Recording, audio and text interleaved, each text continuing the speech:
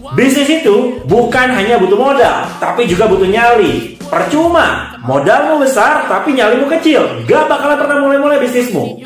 Lebih baik modalmu kecil, tapi kamu punya nyali yang besar. Maka insya Allah ketika kamu mulai dan kamu konsisten menjalankan bisnismu, insya Allah bisnismu akan membesar.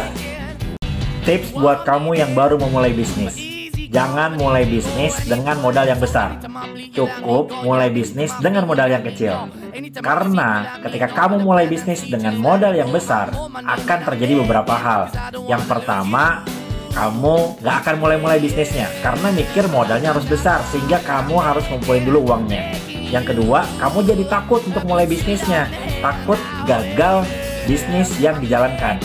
Yang ketiga, kalau kamu mulai dengan modal yang besar dan ternyata betulan gagal, maka kamu akan kapok untuk mulai bisnis lagi. Kalau kamu modalnya kecil, kamu gak akan banyak mikir untuk mulainya. Dan ketika memang benar gagal, kamu akan mudah untuk bangkit lagi. Guys, kemarin saya pergi supermarket dekat rumah. Tujuan utamanya sebetulnya hanya beli buah. Sebenarnya ada beberapa pilihan supermarket buah di dekat rumah, tapi anak saya nggak mau ke tempat lain. Setiap mau beli buah, pasti dia maunya ke tempat ini. Tahu nggak guys, kenapa selalu minta ke tempat ini? Alasannya simple guys, hanya karena ada troli atau keranjang khusus buat anak kecil. Pinter banget sih nih supermarket, mereka melihat strategi yang nggak dilihat oleh kompetitor.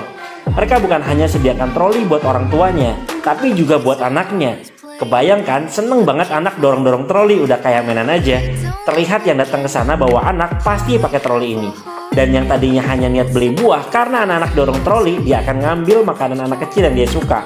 Bahkan dia bawa sendiri ke kasir, mirip seperti lagi mainan. Tinggal ibu bapaknya deh keluarin dompet buat bayar. Bisnis itu memang harus kreatif guys. Barang boleh sama, yang dijual boleh sama, tapi strategi dalam menjualnya harus beda.